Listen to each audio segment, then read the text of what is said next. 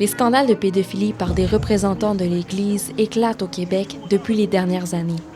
Mais jusqu'ici, seuls des hommes sont montrés du doigt. Pourtant, des sœurs aussi ont commis ces actes immondes. Le viol au féminin, le tabou des tabous.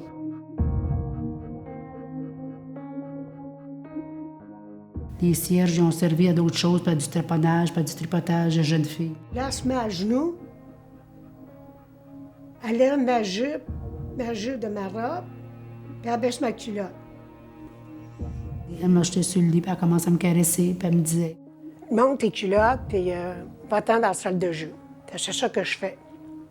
Les horreurs que Nicole Joannette et Jacqueline Pearl Ratier ont vécues, personne n'a voulu les entendre. Le silence leur a été imposé. les religieuses disaient ah, t'es une bâtarde, monsieur le curé nous l'a dit, puis tu vas fermer ta boîte. Il n'y a personne de toute façon qui va te croire, puis il n'y a personne qui va prendre ta défense. Marie-Paul Ross est à la fois sexologue et religieuse. Son double rôle lui permet d'avoir un regard unique sur le silence des victimes des religieuses. On le sait pourquoi qu'elles ne parlent pas. Elles ne seront pas crues, parce que souvent, la personne qui a commis l'acte d'abus, c'est une personne importante dans la communauté. Sous Maurice Duplessis, des enfants illégitimes sont étiquetés comme malades mentaux et internés dans des établissements sous la responsabilité de l'Église catholique. Jusqu'en 1965, plusieurs ont été victimes d'abus physiques et sexuels. À l'âge de 9 ans, Nicole Joannette arrive dans un couvent de la rive nord de Montréal. De foyer en foyer. À un moment donné, je suis retournée ici. 50 ans plus tard, elle accepte notre invitation et y revient pour la première fois en notre compagnie. J'ai des souvenirs qui sont douloureux. J'en ai pas de beaux souvenirs. J'ai pas de beaux souvenirs. Jacqueline Ratier est aussi une orpheline de Duplessis. Il y a plus de 60 ans, sa mère adoptive l'a abandonnée dans une institution dirigée par les sœurs. Puis à 5 ans et 10 mois, là, elle me plaçait à l'Hospice du Sacré-Cœur, à Sherbrooke, sur la rue Belvédère. Ce qu'elles ont vécu dans les institutions les a profondément marquées. Ceux qui vivent encore et qui savent l'histoire, ils doivent se sentir mal, mais ils ne peuvent pas se sentir plus mal que moi, je me sens. Parce que moi, ma vie a été gâchée. Je voulais rien faire. J'étais anéantie. L'avocat Jean Lemoine a été mandaté par le gouvernement pour évaluer les requêtes d'indemnisation des orphelins. J'ai bien souvenir que des demandeurs d'aide nous ont fait des témoignages à l'effet d'abus sexuels commis par certaines religieuses. Le rapport de son comité, déposé en 2003, fait état de nombreux sévices dans l'établissement qu'a fréquenté Jacqueline Ratier. J'ai été maltraité, battu à coups de bâton, du gros set de clés, de grosses règles, attouchements sexuels dans les douches, maltraité et violé par les sœurs. Ah non, l'Esprit du Sacré-Cœur, c'est dégueulasse. J'ai peut-être été déclarée débile mentale, mais je ne suis pas encore assez mentale pour inventer ça.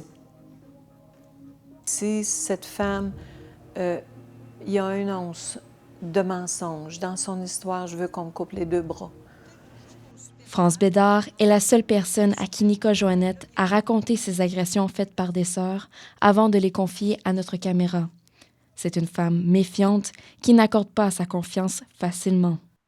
Crois-le pas, je m'en fous, je vais te l'avoir dit. Chez la victime, les traumatismes étaient plus profonds à cause du silence obligé. Plus le silence est obligé, plus la victime est traumatisée. Pour tourner la page sur le passé, Nicole Joannette et Jacqueline Ratier veulent briser ce silence. Je veux qu'on dénonce, je veux qu'on reconnaisse le mal qu'ils nous ont fait. Ils ont détruit nos vies. Ben, Agnès Martin, je dis, je ne sais... Jacqueline Ratier écrit des lettres pour que les politiciens et les communautés religieuses connaissent ses souffrances. Il faut que le monde le sache, qu'est-ce qui se passe dans les institutions, avec les religieux qui s'imaginent qui croient en Dieu. Hey, les filles, réveillez-vous s'il y en a dans la gang, là. Je veux pas être seule à la bataille, moi, là. Il y en a. Ce sont les sourdes-muettes qui seront les premières à mener cette bataille.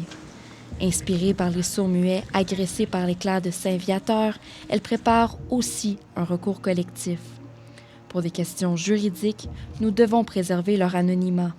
Ça a vraiment été trop cruel pour moi, là. J'ai pas été capable. J'ai vraiment souffert beaucoup à l'intérieur de moi, puis je pourrais jamais oublier ça. Je veux réussir à m'enlever ça de la tête, là, tu sais. Je suis contente de voir qu'il y a d'autres témoignages, là. Les sourdes-muettes doivent se mettre d'accord sur les modalités du recours. Quant à Nicole Joannette, elle hésite à poursuivre ses agresseurs. Jacqueline Ratier, elle, continue d'écrire pour se faire entendre. Si la route risque d'être encore longue jusqu'au palais de justice, toutes sont convaincues de la nécessité de briser des décennies de pieux silence.